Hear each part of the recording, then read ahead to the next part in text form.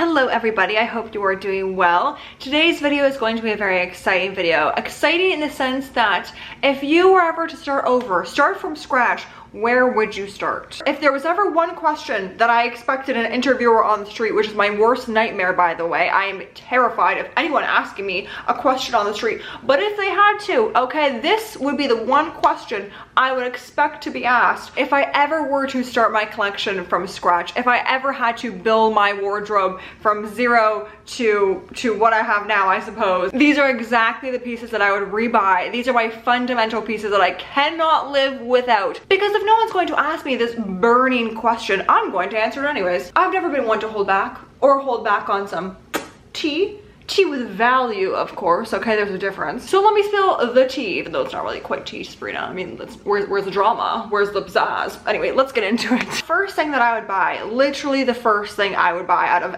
anything else, would be a blazer. I'm a blazer freak. I'm a blazer fanatic. If I could have all the blazers in the world, I would. But considering that we are buying core essentials, I mean, we are starting from scratch, Sabrina, I'm gonna go with a black blazer. Nothing, you know, statement-y.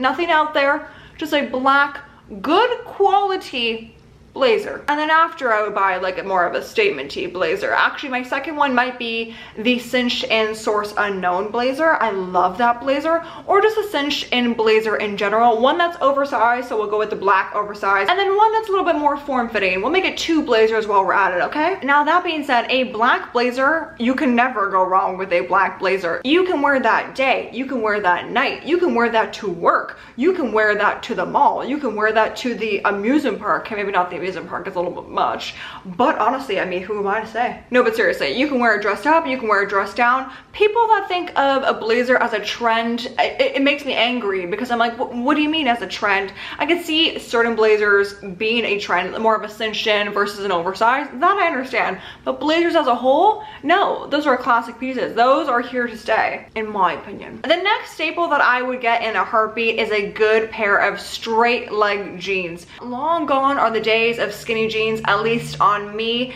and if you want something that is still slim, the straight leg jean is the perfect in between of a more casual, loose, relaxed jean, however you want to go about it, and a skinny jean is the perfect middle. I mean, the straight leg jean literally goes with everything. When I don't know what to wear, I know straight leg jean, probably a shirt, and probably a blazer. Now, of course, there are so many different denim washes, so I would likely go with a more darker wash first, and then I would work my way down to the lighter washes. If I had to only own one pair of straight leg jeans, it would be a dark medium wash. Then I would likely go buy a black one, and then I would likely go get a light wash jean. The white pair would be my last and final pair. Let's just say, for example, hypothetically, it's winter time.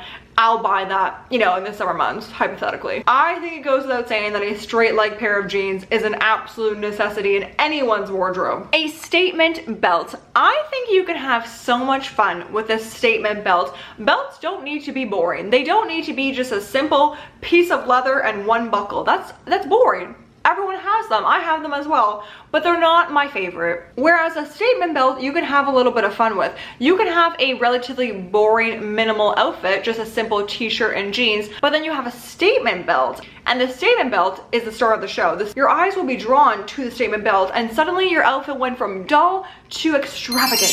Extravagant may be a little bit of a stretch, but definitely more elevated. I would say over the past year, so 2024, we've definitely seen a resurgence in more extravagant looking belts. Everyone knows the Kate belt. That belt is more of a Western feel, but it's definitely a statement belt. I know Saint Laurent also has some great belts that are more, less, I would say, statement-y, but definitely not on the boring end. One that's been on my wish list is kind of like a buckle style, and then it has a very small logo in the middle. I love that belt. But outside of Kate and Saint Laurent, there's so many different belt alternatives that are more on the statement-y side as opposed to just a simple buckle and piece of strap leather. Now, if you had to ask me what belts I would buy, it would probably be a little bit more of a chunky belt with a chunky buckle. That way I can also wear it day to night. I wouldn't necessarily say that I would go for a logo on a belt. I'm not too much of a logo on a belt fan, but I do, again, love the Saint Laurent option. So if I had to go with one option, it would be the Saint Laurent option or just a standard black buckle knitwear. I think it goes without saying that obviously in the colder climates, it gets cold. As you may know, obviously, I mean, like, And we need to wear sweaters, knits, jumpers, however you want to go about it. But a good quality knit I think is essential because one, you can buy one and have it for many years to come. You don't have to keep buying and buying and buying if you just invest in a good quality knit. One that I actually recently purchased was from Banana Republic. It is a cotton and silk knit jumper and it is so beautiful. I've worn it actually quite a few times already in the summer months when it kind of gets a little bit chilly, and I love it. I am also going to purchase it in the cream soon. I cannot wait. And if I had to only pick one knit, it would definitely be a crew neck over a turtleneck. I do love a turtleneck, but I do think there's obviously a time and place for a turtleneck as opposed to more of a crew neck, which you can dress up, you can dress down. I feel like a turtleneck, it's just a little bit more tricky. If you have a whole face of makeup on, I'm less dedicated to put on a turtleneck as opposed to a crew neck. Hopefully I'm not the only one that thinks that way, and let me know if you're also the same. Now, wouldn't be my go-to essentials without naming a white t-shirt. I'm gonna make this quick because a white t-shirt honestly is boring to talk about. The best white t-shirts there are from Uniqlo and COS. Period, point blank. On to the next. A little bit controversial, potentially, but a white bag. I actually did not think I would wear a white bag as much as I did. I bought a white bag about 3 months ago now, and I would say I've worn it with 90% of my outfits recently. But I think when it comes to handbags, a black and a white bag especially is an absolute essential. I think you would be surprised at the amount of times that you gravitate towards a white bag. Sorry, I should preface cream bag. Cream bag is a little bit more user-friendly. It's definitely something you gravitate towards. I'm not talking about the stark white bags. I'm talking more about a cream bag, so I should probably actually make this cream bags. There is something about a cream bag that goes with a lot, and especially if you have a light color shoe, so a light blue, a light yellow, a light pink. If you are someone that has to match their shoe and their handbag, but don't necessarily have a yellow, blue, or pink handbag, a cream is the way to go. The thing with cream handbags is that they're also, in my opinion, different from black handbags, obviously color-wise, but with black handbags, I feel like I could have them all. I feel like I could own every single black bag on the planet. But for cream bags, I don't know, there's something about it that I only need one, maybe two, and I'm good. I mean, I say this now. Watch in a year's time, I'm gonna look back on this and be like, what the hell were you talking about? But if I had to start my collection from scratch, it would include one cream handbag, okay? Maybe in a year's time it'll include 50, who knows? On the topic of handbags, we cannot not talk about the most important handbag of all time. The Fendi baguette. There is always room in anyone's wardrobe for a Fendi baguette. You could live in a New York City apartment with 0.0 space and there would still be room for a Fendi baguette in there. Now there are so many different styles of Fendi baguettes, okay? There's truly a Fendi baguette style out there for everybody. You should just start taking a shot every time I say Fendi baguette. There's sequin purple Fendi baguettes, there's sequin pink baguettes, there's velvet baguettes, there's furry baguettes, there's leather baguettes. Leather is probably the most, you know, popular of the bunch. There's embroidered baguettes. There's truly a baguette out there for absolutely everyone, which is probably why people like me have a collection addiction, because honestly, you can never have enough. You can find something that fits your style, no problem. Check out the pre-loved, check out what's in market right now. What's in market right now is not